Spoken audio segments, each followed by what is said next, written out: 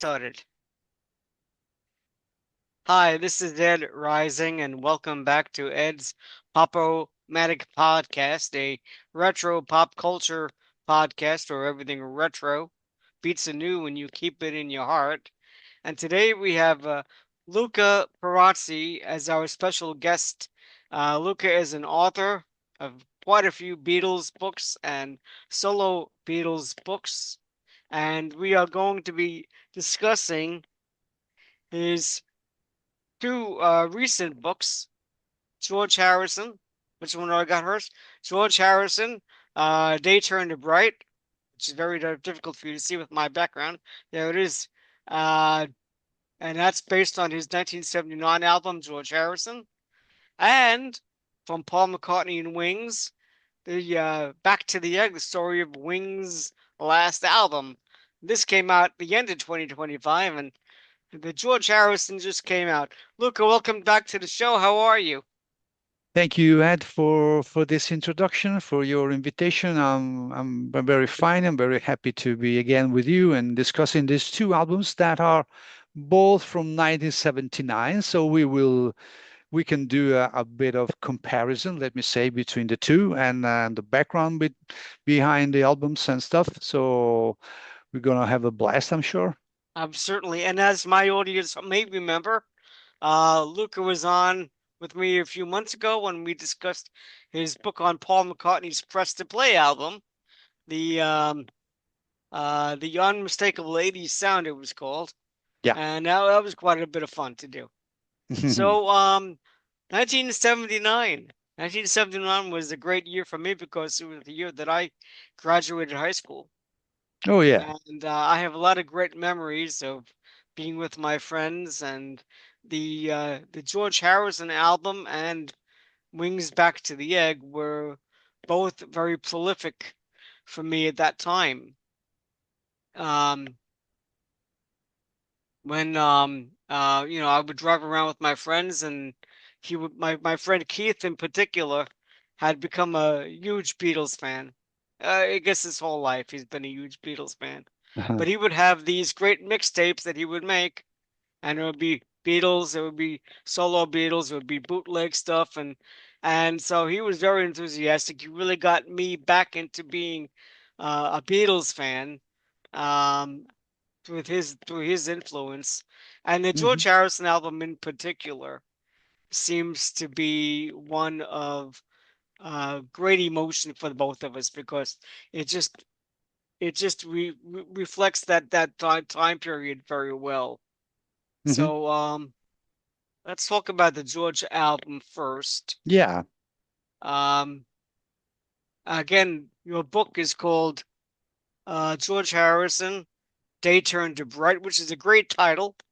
Hmm. Uh, Because not only does it come from the hit single Blow Away from the album, but it reflects George's feeling, his attitude, Yeah. you know? Sure. Could you tell us a little bit about what you were able to learn during the course of your research for the book of where Yeah. George was at that time? Sure. Yeah, you mentioned the title, and I spent quite a lot of time thinking about titles. One of the options is always uh, extracting a part of the lyrics of a song, like in this case. But I'd love to, find a sort of double meaning or an additional meaning to it. And Day Turned to Bright expresses the place where George was at the time, because his life definitely turned into something brighter. He went through lots of things, from 77 to 79. So 2 years of his life where many things changed. So I dedicated uh, 2, 3 chapters to the background to this album because it was so important to really understand what George was searching for at the time and why he took his time away from the music business. why he got back into the music business, how he got back in touch with the music business, and what really happened in his personal life. So let's start with his detachment from the music business. We all know that he got a great passion for motor cars and Formula One. So there's a whole chapter which I find very interesting because, as you were saying, Ed, I learned a lot. Uh, what happens when you write a book is that you learn. I'm not offering books to an audience because I know already all these things. Oh, these books shape themselves over months and or years, it depends. And so Hmm. you learn really lots of things. So for me, uh, discovering really uh, about George's passion for Formula One was kind of refreshing because I remember when I was uh, 8, 9, 10, until I was 12, 13. So I'm talking about the years between 1977 and 1982. I was a big fan of Formula One myself. Then I basically stopped when Gilles Villeneuve died because he was my hero.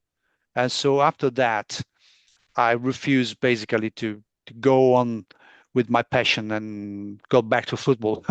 You know what I Yeah, mean? yeah, yeah. Yeah, because sometimes when that kind of thing happens, you just lose all your love for it. It just takes away all the joy because all you have Yeah, is the pain of the loss. exactly. So I was able to got back in touch with my passion for Formula One, and so describing uh, what George tried to do. Basically, he was saying to himself, "I want to detach from music. I want to detach from fame." That was the two main things. But paradoxically, he was in touch with people, the Mm, drivers, yeah, who were in the same position. I mean, they were very famous, rich, and they led their life at great speed, as George did with the Beatles. So right. there was a sort of comparison that he could make. So on the one side, it was a detachment from the fame, but not so much. So Yeah, yeah. that prompted him to get back to music because yes, he was in touch with the drivers.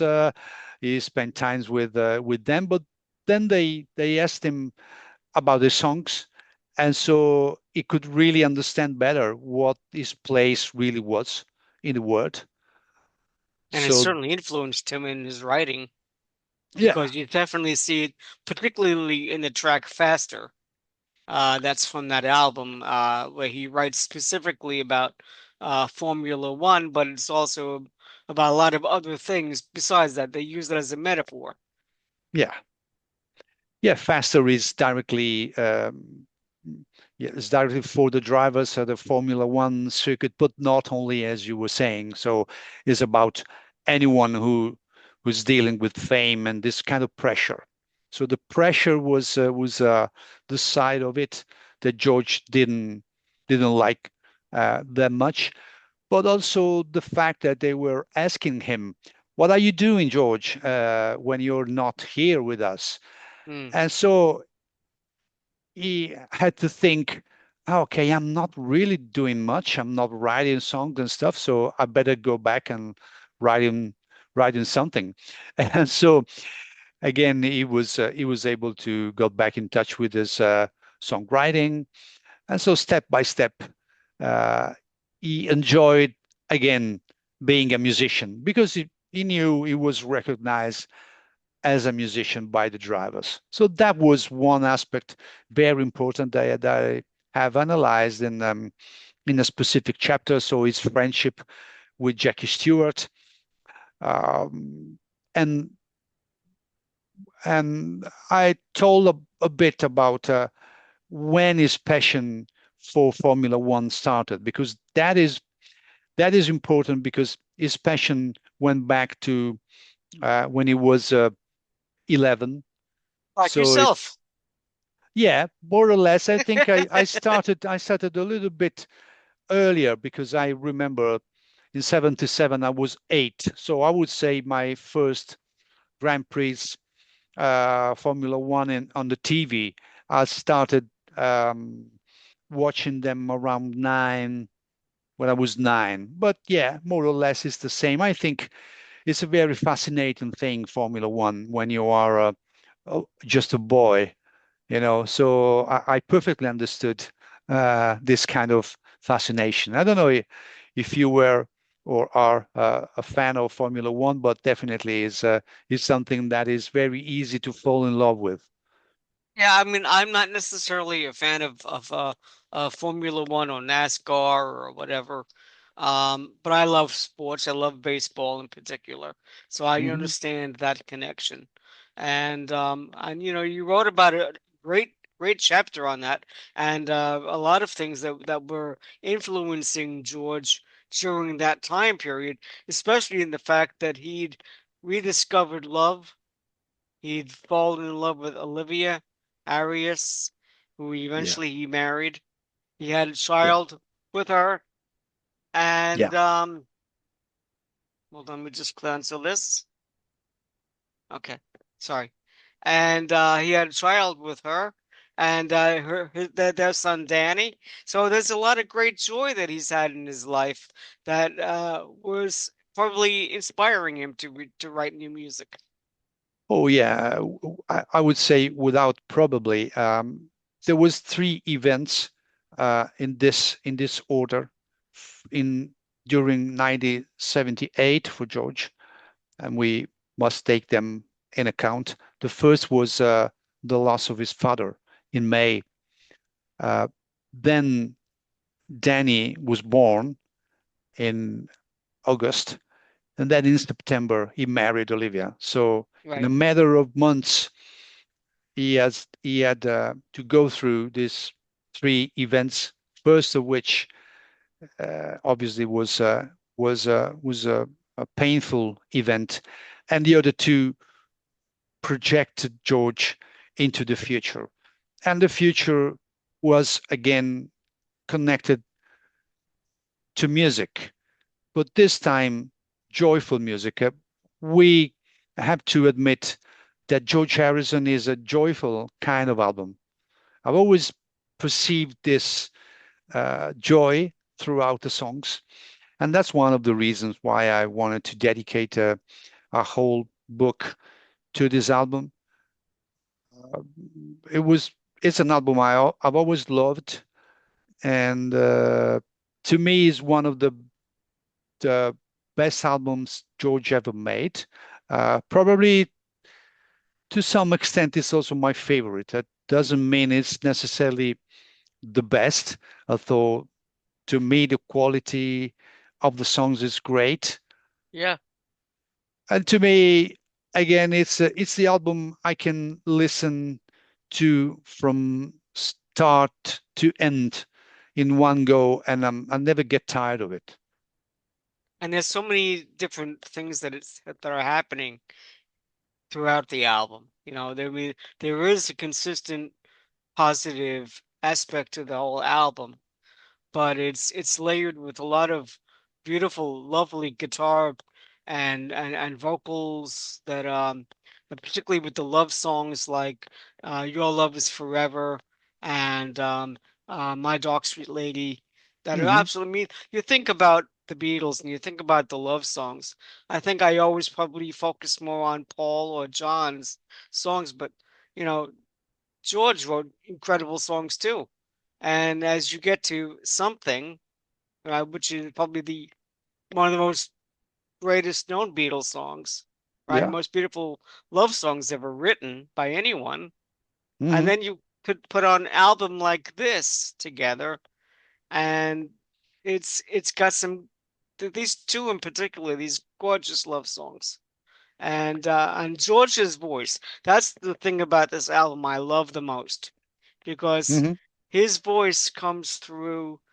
Not only is it restored after having it been hoarse or whatever you want to call it, uh, tired or whatever in some of the mid 70s albums, but he just seems to evoke so much joy in his singing, Mm, humor and so forth, and yeah. and emotion and love. He's singing about Dark Sweet Lady. He's singing about Olivia. You can really feel it, you know? Absolutely, absolutely. And it's a great album in terms of songwriting, in terms of production.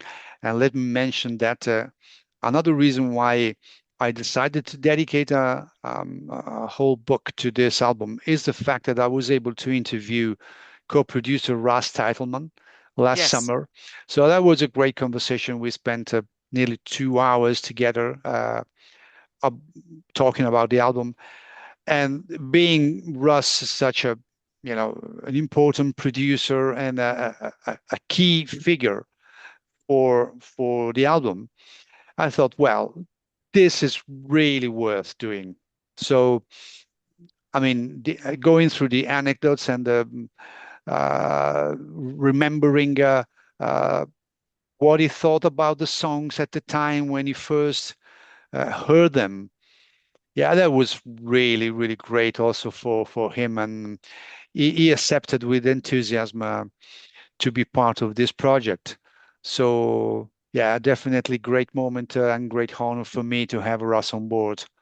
And if you read throughout the book, his comments, his thoughts regards to the recording sessions and regards to the songs, you're talking about 40 some odd years ago when this Yeah. all occurred.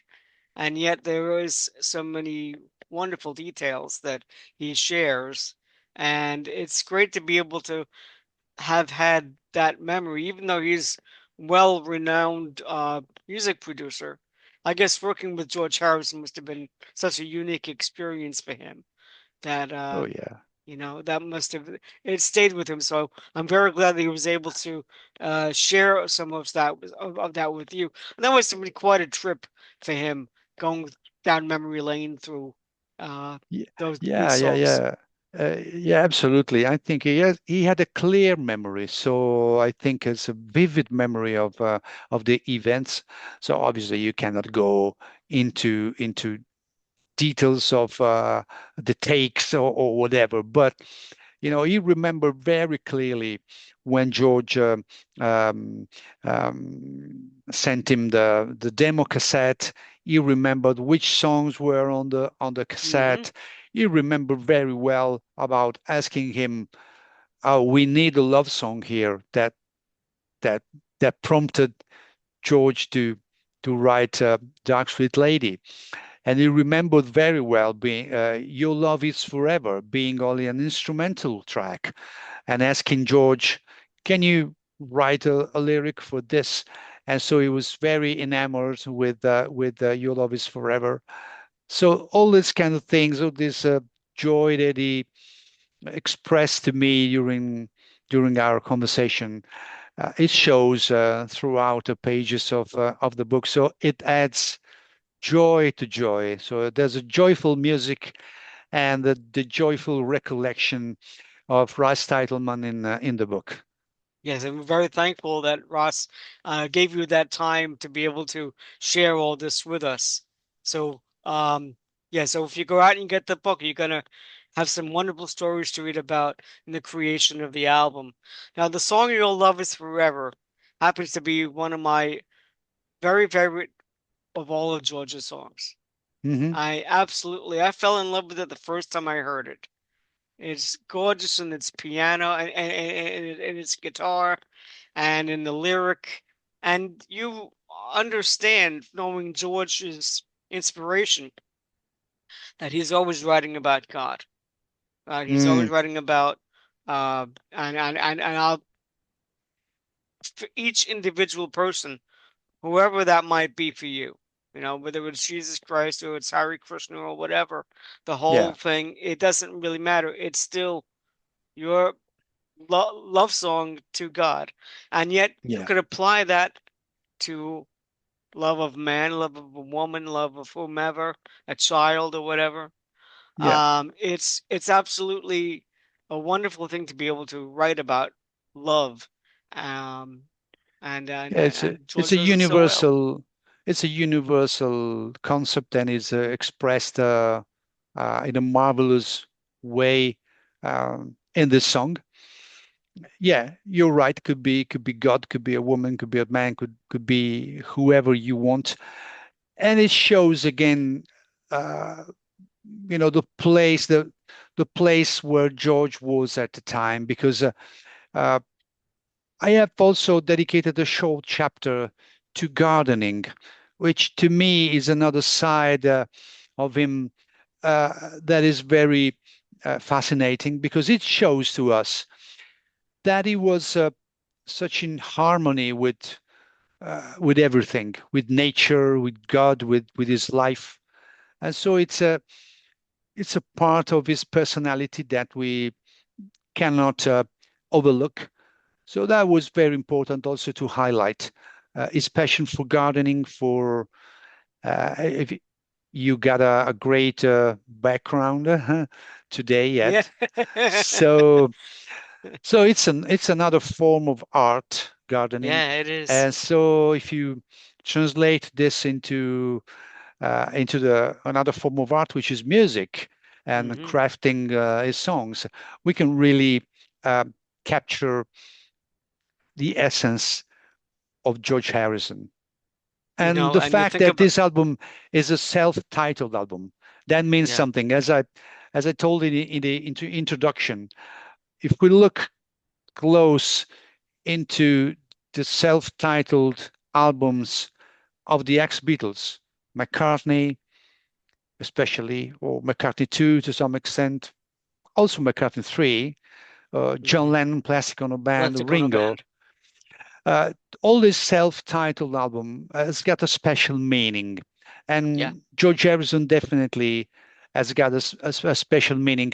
Otherwise, you don't decide to call it with your own name at the end of the decade. Paul did it, and it was his first. Hmm. John, that was his first. For Ringo, basically, we could say it was his first after the two projects, Sentimental Journey and Book Oops of Blues, which Hmm. were different kind of project, but the first rock pop album of Ringo was Ringo. Yeah. Okay, Yeah. and for George, at the end of the decade, it came in a moment of particular importance, as we said before. So it shows definitely something. Well, you think about those albums by Ringo, Hoops of Blues. Am I pronouncing that correctly? Buke Hoops of Blue. Yeah, I remember. And Mhm. and the other one, essentially, he was the predecessor of all these artists that do these standard type albums, or they do their blues album, or they make their country album. Yeah, Ringo was ahead of the curve. Um, yeah. you know. Um, so And there's anyway, another, and we know that there's another album coming out in a few weeks yeah, he from has a new Ringo. album coming. How about that, huh? Another album.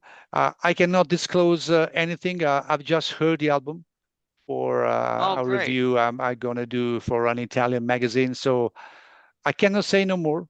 But I just heard the album, and I think Okay, people will be happy. we don't want you to say anything that you would regret later. No, what we're looking forward to you premiering that for the Italian paper, and looking forward to hearing the album for ourselves when it drops. So so that's cool. But the thing about George and gardening that I always liked is because when you love these artists and you love them because they write great music for you, and you live through that music, you know and you really care about the personalities, you enjoy them and so forth. And so, you know there's a part of me that definitely always wants, in particular, let's talking about the Beatles here, John, Paul, George, Ringo, to all have happy, healthy lives, and so for George, knowing that he always kind of leaned towards more privacy and away from the mania, to have something that's a garden where he's able to express himself and he's able to be in the dirt and be able to work with himself and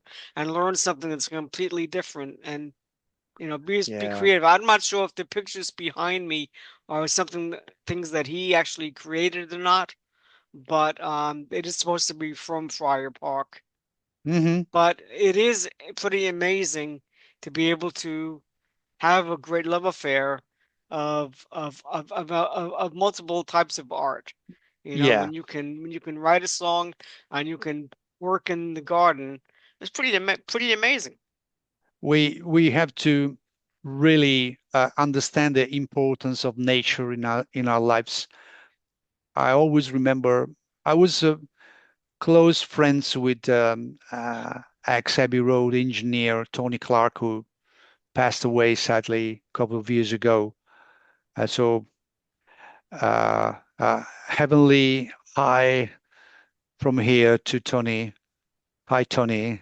Um, and so what he told me very often was that he was able to get over stress or whatever pressure he had from the music business or whatever through nature. So I said, I need to go walking in the woods or having, you know, green around me because that is for me so important.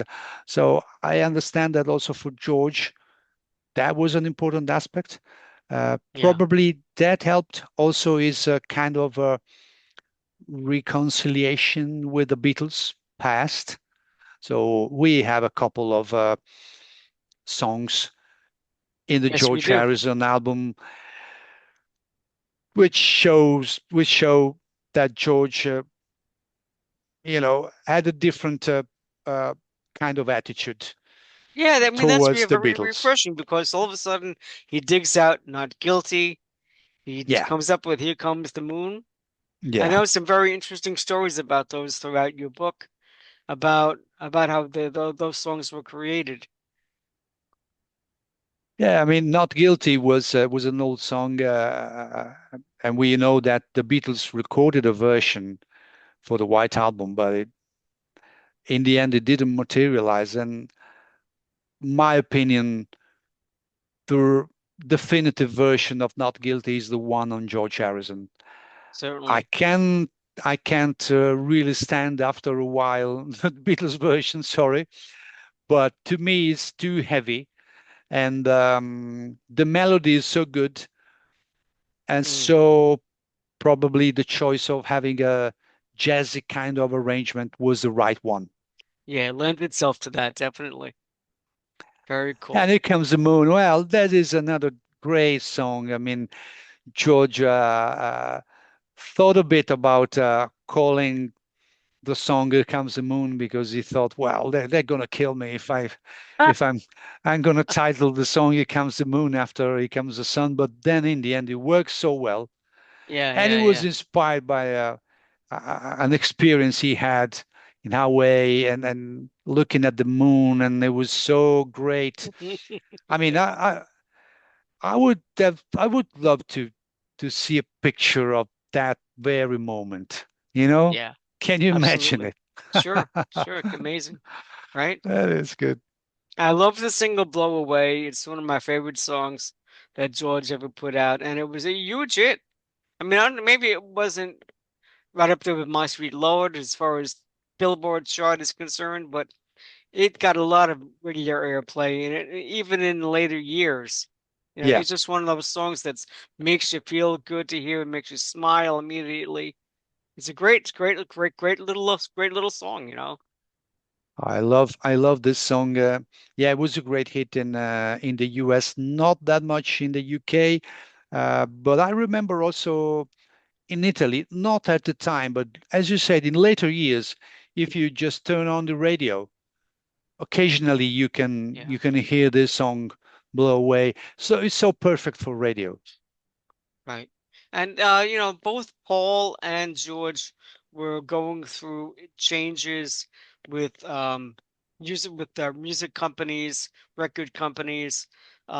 George, I think A&M had produced Dark Horse Records for him, and Hmm. then there were issues with that carrier, and so they sold it to Warner Brothers. And so Yeah. you do write a wonderful chapter about how it all came to be. And I don't want you to tell the story. I want you to go out and buy the book, because there are so many great stories like that about how this record was made and how it came to be that with Warner Brothers to write and record the George Harrison album. So you're definitely Yeah. gonna want to read these stories. I did want to share with you this song called "Faster." Again, Hmm. it's one of my particular favorites because it reminds me of my friend Keith when we were Hmm. kids, and fortunately, we're still very good, close friends today. And but one of my favorite memories of back in those days is driving around on a Friday night or a Saturday night, and Keith loved to have that speed. I'm not sure if he was a huge Formula One fan, but he loved driving and driving fast when he could. And so we had a few escapades down in Okay. those years, and George apparently had a few escapades as well. So there are stories in this Yeah. book that talk about George's driving history. And so, not that we can run a motor vehicle record anymore, but I think this is where you're going to find it. So, really good stuff to read about in uh, in George Harrison, Day Turned to Bright, on the 1979 album George Harrison. So, yeah, I really, uh, I really hope that you guys will go out and buy the book. Meanwhile, we have another book to talk about. We have Wings, Back to the Egg, the story of Wings' last album. Ah, there it is right there, Luca. Very good. But you probably have the hard copy version, right? I got the soft copy version. There you go. Yeah. I mean, there are two versions. Sometimes I do also hardcover, which is a popular format in the US. So yeah, that was it was available also. It's available also on hardcover, the Back to the Egg one. Before we finish with George, one more thing I wanted to ask. He Yeah. doesn't use Russ Titleman as producer on the Somewhere in England album, which was came out like 2 years later. Hmm. Did Russ indicate anything to you about whether George asked him to produce that album? No, we didn't talk about that. No. Uh, no, we just focus on the George Harrison album and stuff. So we didn't mention why it wasn't called again or this kind of stuff. 2 years have passed. I mean, and Yeah, so I think not necessarily uh, George as Paul wants to work with the same person twice. Maybe they yeah. just say, okay, we enjoyed the experience, and then that's it. And there were some pressure from the record company. So George was asked with Somewhere in England to do something different, something more commercial, because there's one thing we can say about George Harrison as an album, which is it's a timeless music. It's not necessarily tied to a trend, a fashion, or whatever. It's George Harrison, and that's it. And at the time of Somewhere in England, George was cornered by the record company, and they Yeah. asked him to write more commercial stuff, to have more modern arrangements. And so I thought it was a completely different environment I know the by thing the is time about of that. Somewhere in England. The thing about that that's strange to me is that even though 1978, 79, punk music was getting more into the charts, disco music was still present, although it was starting to get on the go on the way out. Um, But I think in generally, good pop music always works well in top 40 music. And if that's what you're shooting for is top 40, then I think the George Harrison album in general is full of those kind of songs. Love Comes to Everyone, great pop song. Could have been a hit single. Yeah, Blow Away was a hit single. If You Believe could have been a hit single. There yeah. are others that stand out. So I don't think that I mean, we could get into, and you should write a book on on somewhere in England because there is so much drama involved with that book. But I think that's a story for a different time. But I don't think it's disappointing that Warner's should have been focused so much on the commercial success of the album. Hmm. And I find it interesting in general how EMI, I guess it was telling Paul McCartney back in the early 70s when he proposed the Red Rose Speedway double album that he only could put out a single album, which was primarily just the Paul songs, as Yeah, opposed to his it's Wings concept. yeah. Uh, I have let me add that well, Retro Speedway they just offered a double album and they said no, no thanks. Um, and it happened again with Tug of War. Yeah. Tug of War was another double album, and the record company said no thanks. The state of the business now is not for double albums, so Mm, please cut it down to a single one. right.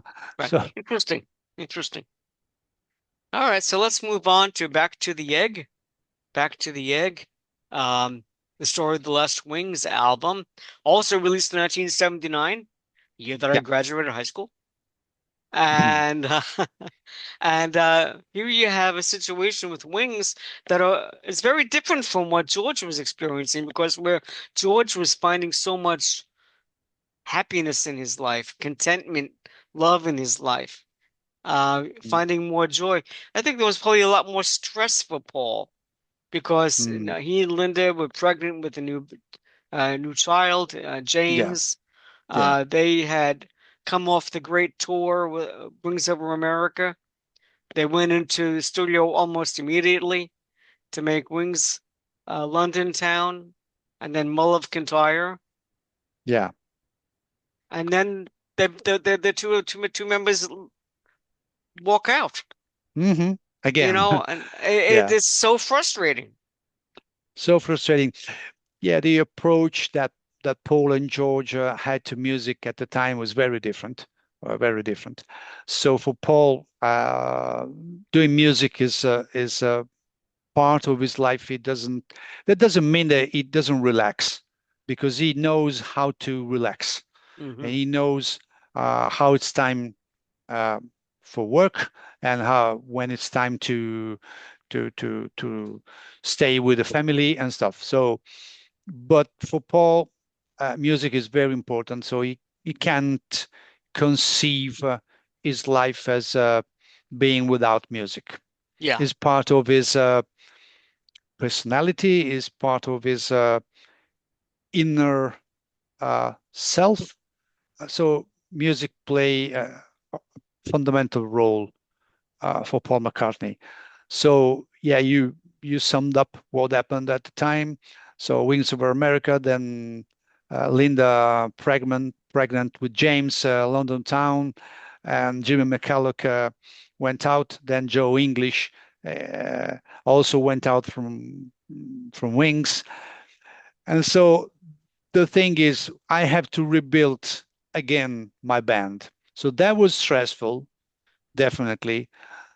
The fact that they had a child, a new child, obviously at the beginning was was a factor that stopped any immediate plan of touring. right. Although they did tour at the end of 1979, and James was uh, more than two more than two at that Yeah. time, because he was born in September 77. But again, uh, I did this extensive interview with Lawrence Jobber for this book. So Lawrence is in the book along with a number of other people. Hmm. But the key conversation for me was with Lawrence. So we went through the songs and we went through analyzing what happened at the time, what didn't work, or uh, what was the state of mind, let me say, of Paul at the time. And Lawrence was quite clear in saying that because of a number of factors, so the new child, the fact that there was a Wings Mark, I don't know, 4 or whatever it was. So Paul was a little bit tired of all the situation. Sure. And he had pressure, pressures from Colombia. We know that he changes he had a new agreement, which was one of the greatest agreements ever made in the music business. That added more pressure on the one side because Sure. the record company said basically to Paul, "We need you to change your style a bit for this album. So we need you to be more in touch with new wave and what was happening at the time." So that is that is acknowledged also by Lawrence in our conversation. So that is an interesting aspect. So we A lot of can, open corporations like to get involved in the artistic, you know. well, I mean, and in the end, you can say, okay, do you want really an album like that from me as you're Paul McCartney and you're asking me for an album like that? And he delivered the album like they Yeah, he wanted. did. But it was not that successful as others. You know, Yeah, it was not a great success, although we can say it sold quite well. It didn't sell bad, but they expected more sure because they did. again the pressure was incredible. There were records at the time that were selling in 10 million copies, and Hmm. they were expecting having Paul McCartney on board that they could sell 5, 6, 7 million copies. To me, probably it sold between 2 and 3 millions, which is not bad. But compared to others at the time, Yeah, was considered not that great for the record company. And so you can say, well, you pushed me to do that, and that's the result. I know, I don't know. I mean, uh, so all what this, makes me laugh is uh, that if the record company pushed him so much on Back to the Egg, then he releases him McCartney too, which is, he was just fooling around with the machine for, for 12 tracks or whatever it was, and said, "Well, put that one out." And that was probably sold even better than than Back to the Egg.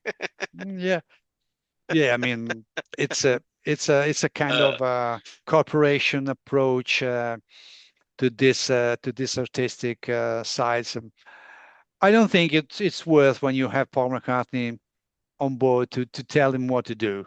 No, not Better a good better idea. not, better not. I mean, you got the greatest artist on earth, and you're asking Yeah. him, can you please do some more new wave kind of arrangements and stuff? I mean, I understand that.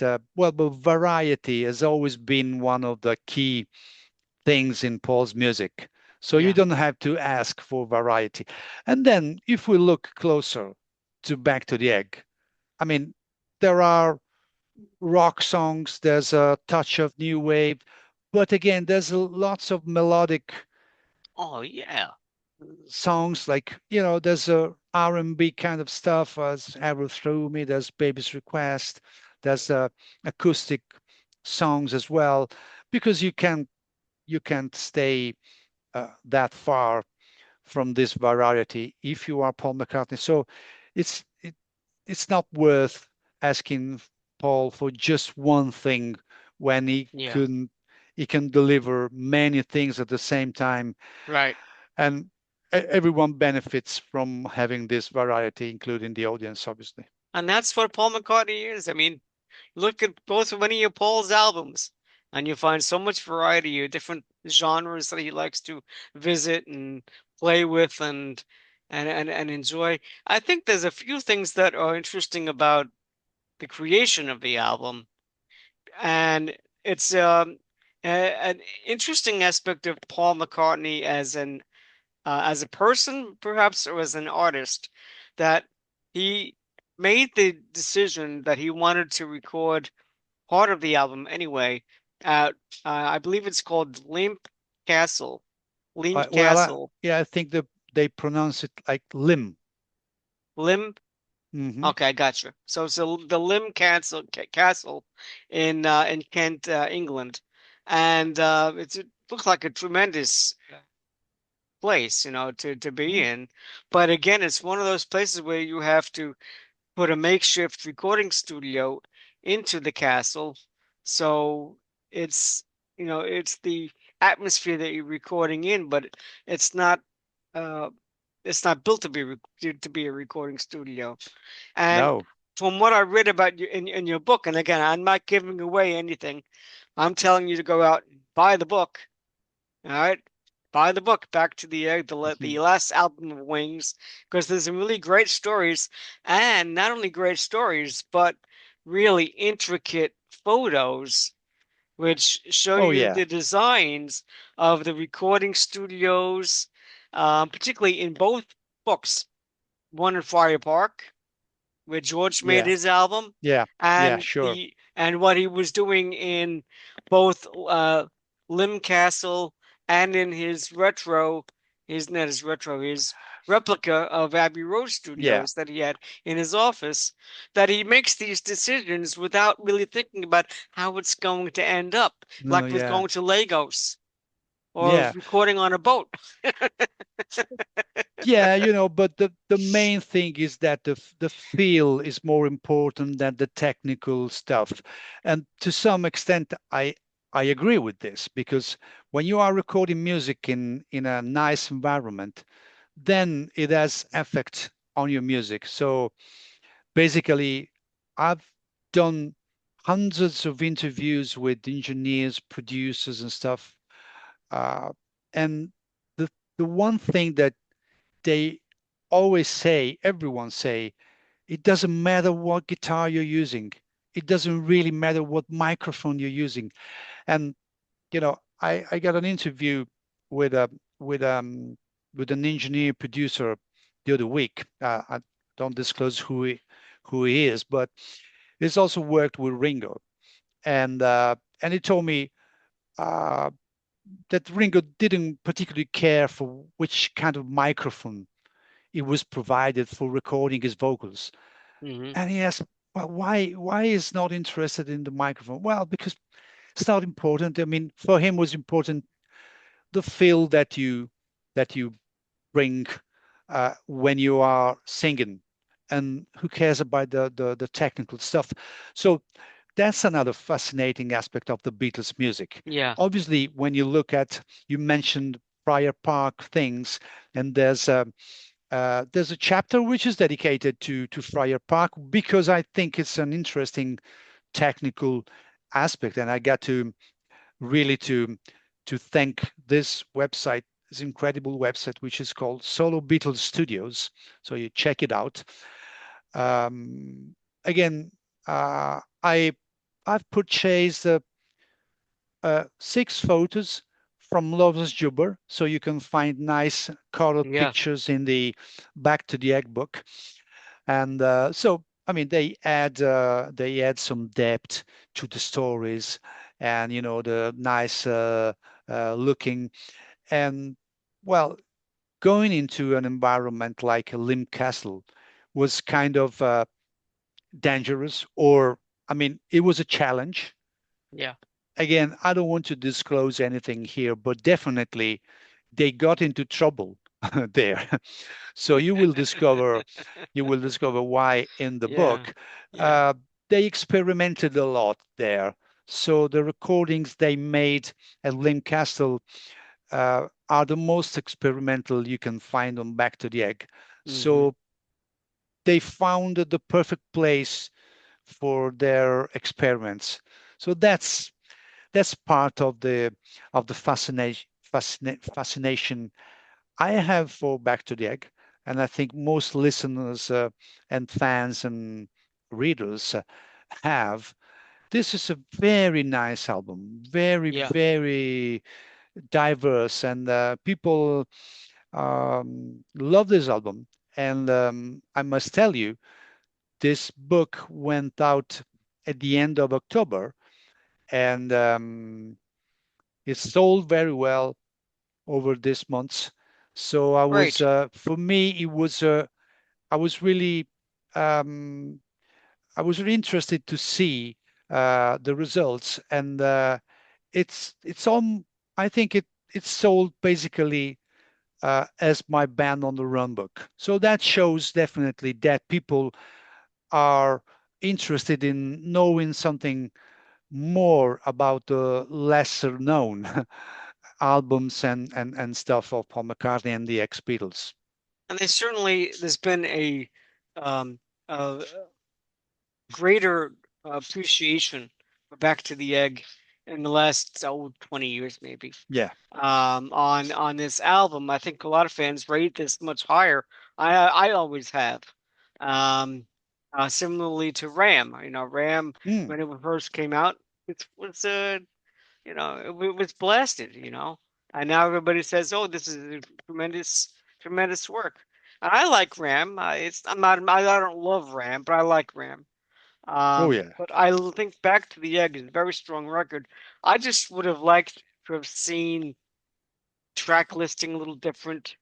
I would have played with Mm. some of the outtakes that were done, like The Cage or Mm-hmm. Weep for Love. I think Mm-hmm. could have been instituted in the album. There are a couple of tracks. I'm just going to run through them with you. You Mm-hmm. have The Reception, which I love. It's a great opening bit. Getting Closer was a solid rocker. I think Spin It On would have been the next track in my view because if you're trying to appease Columbia or you're trying to appease the younger audience to do something that's a bit more new wave or punk or whatever, I think Spin It On would have come in well as a third track. And then Mm-hmm. you have the We're Open Tonight and again and again and again. Now, here's my problem with We're Open Tonight, which also links to um, Rocker at the end of the album. So glad to see you here. Yeah. Only 4 years earlier, he did Venus and Mars Rock Show.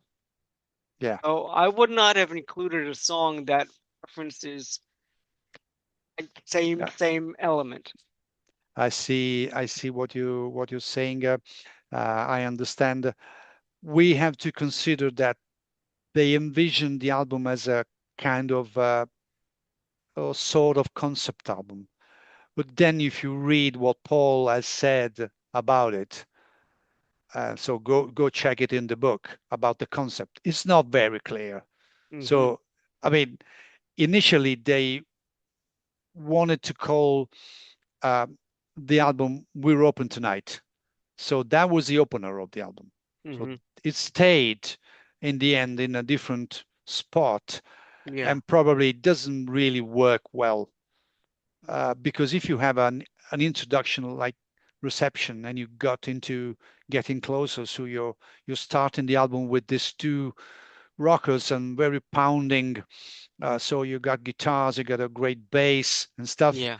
and then you got another sort of added introduction, which is "We're Open Tonight," which, by the Hmm. way, I love the song, Oh, it's a beautiful but song. but it the flow maybe it interrupts the flow a bit. Yeah. So I'm with you. Maybe you can follow with Spin It On, and so you got three songs in a row which are very powerful, and then you can feel, oh, okay, this is a different album. Okay, Yeah. then you Yeah. put "We're Open Tonight" as a third track, and you can feel an acoustic kind of track. So yeah, it's a kind of a strange place for putting this kind of acoustic ditties, just 1 minute, you know. Similarly to Love and Song on the Venus and Mars album. Mm. You have the great opening Venus and Mars rock show, and then you go into Love and Song, and I'm like, wait a minute, you know, it's a great song. I would have put that at the end of that side instead of Yeah, the third song into the album. that Nice is song, but placement was that wrong. that links to the fact that Paul likes the extremes. So he likes to Yeah. have the greatest rocker on earth, and then you go into an acoustic lullaby or whatever. He likes to Let do me this kind of things. Yeah, with regards to where we're open tonight, in the movie Man on the Run, he does use that song. It plays under a scene, just the instrumental portion. Mm. And watching that movie and hearing and that watching that scene, I'm having a greater appreciation for the melody of Hmm. We're Open Tonight. And I said, "Jeez, he could have used just the opening melody and then maybe Yeah. gone into again and again and again, which might have been Mm. very pretty. And then you could have even come out of that and brought it back in again when they do Weep of Love. So I would have Hmm. done Weep of Love on the second side of the album. Let me just Hmm. finish my attempted track listing in the world in which I am Paul McCartney, okay? Oh yeah. So Oh yeah. Oh yeah. so I would have done the intro to We're Open Tonight, just the instrumental lead in to Again and Again and Again. Then I would have closed that first star with Good Night Tonight.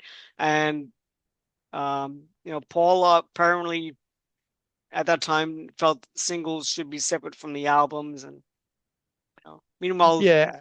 Again, the record company pressured Paul to for having a Good Night Tonight in the album, and he said no.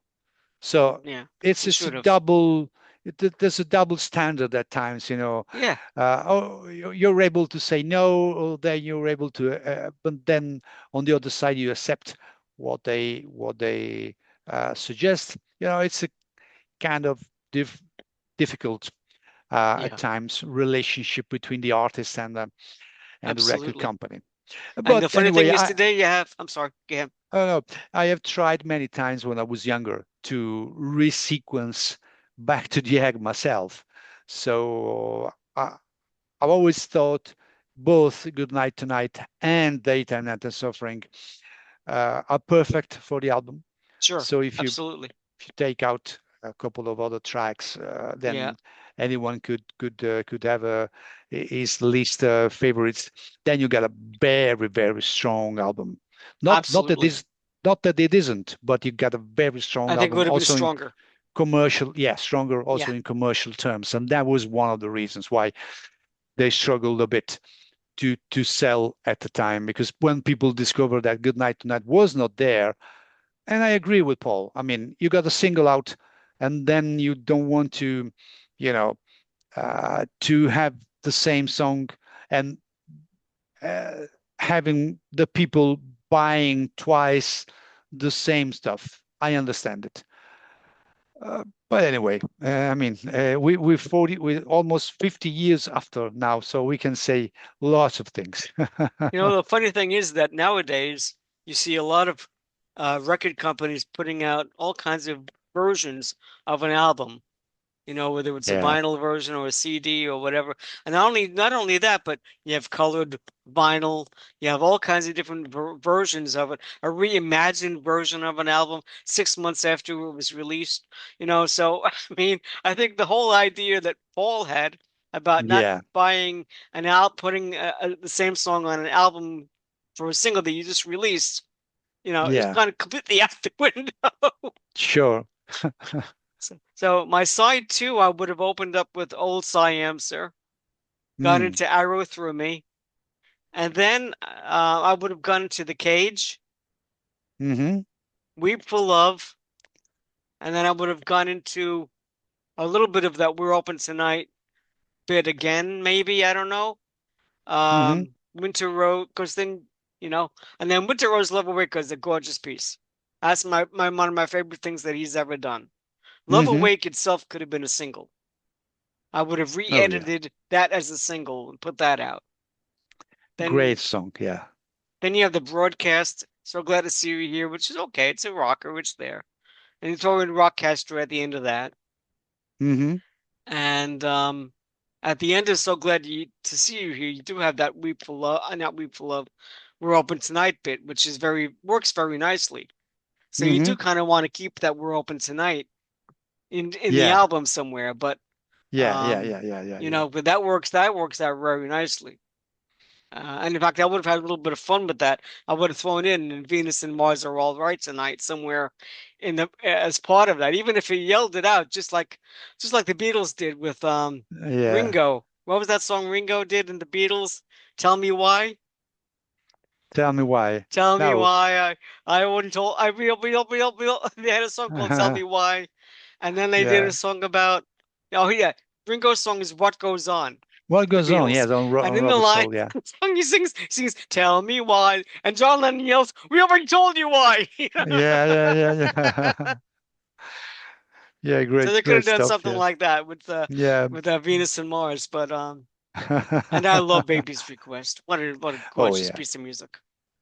Yes. I mean, it's one of the songs I always put in my mixtape at the time or my CDs when I used to burn CDs or now on Spotify if I Right. have my compilations. Baby's Request is always there. Yeah, I enjoy it. The orchestral sessions are very interesting. You again in the book here. Again, a lot of great stories here. Get out and get that book. A lot of great stories about the sessions for orchestra and all the musicians that were involved and the recording of that in itself. And what I found interesting about the song always is that it's a rather short piece, Hmm. and I would have imagined that with so many different performers that somebody would could have come up with maybe an extension into the song or like a middle eighth or something into the song and Yeah. lengthened it a bit. Hmm. No, I think that is another aspect of Paul. You have David Gilmour on guitar, you have Pete Townsend, you have greatest guitarists on earth and stuff. And all that you have for them uh, is just the simplest riff. Okay, so there's Yeah, nothing technical on the song. So they just are playing in unison, and right, it's a right, right, very, let me say, basic kind of riff. And then there's another section of the song which is based on basically chords, whatever. So you basically, if you are David Gilmour, but you get no chance to shine again with your solo or your your individually, right, your style, right, and that's interesting because it's something that Paul likes to do very much. So he calls in the studio virtuoso, and then you have to do not your typical thing. It challenges you and asks you to do uh, a completely different thing from what you are used to. That's a that's a very interesting aspect I have found very often in my interviews. So he calls on a ranger. Uh, for example, yeah, we were talking about back to the egg. So for the arrangement of the brass on Love Awake, he called on a ranger that uh, uh, he didn't have any experience with brass before. So that's a very strange, let me yeah, say, side of Paul, but it's it's made on purpose. It's made because he wants to challenge his collaborators, and it's a way of having the best from them. Because yeah, if you are challenged, then you come up with something different. Then you're not the typical arranger that anybody would call for arranging brass. You're calling someone who has a different experience, and maybe Yeah. you can come up with an arrangement which is more original, maybe, you Right, know? out of the box thinking, right? Yeah. Yeah, exactly. I Wow, think that's it interesting. did it did kind of a similar thing on orchestra. So it calls great musician stuff, but then there's only a riff to be played. Would you There's say no, that it reminds me in a way of the how Phil Spector works with a yeah, lot of different, adding a lot of people on into the same record, the same bit all the time, a lot of different definitely. singers, but not necessarily singing It's different parts and so forth. it's a node to the wall of sound, definitely. Yeah. Yeah, cool. Very cool. Anyway, in the book here we also hear a lot about the 79 tour, and you give a wonderful breakdown of set lists and what the attempted set list was supposed to be when they went to Japan and so forth.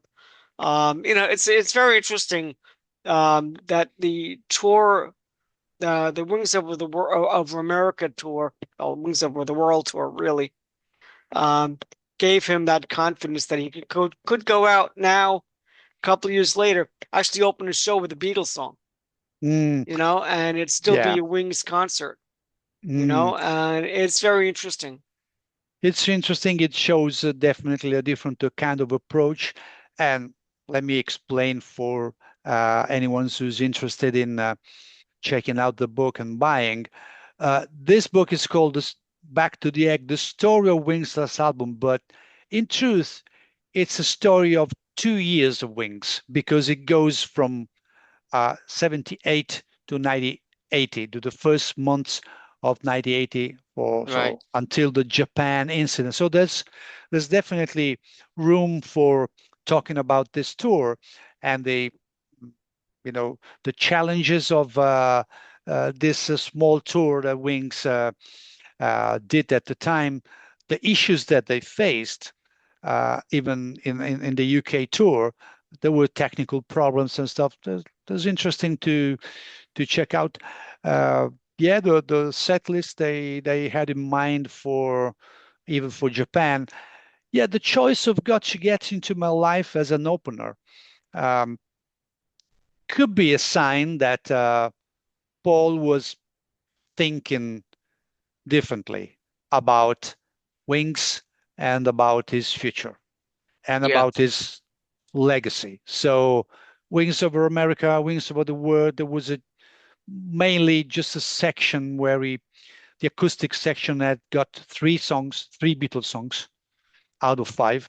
And then there were other two, Lady Madonna and Longer Winding Road on the piano.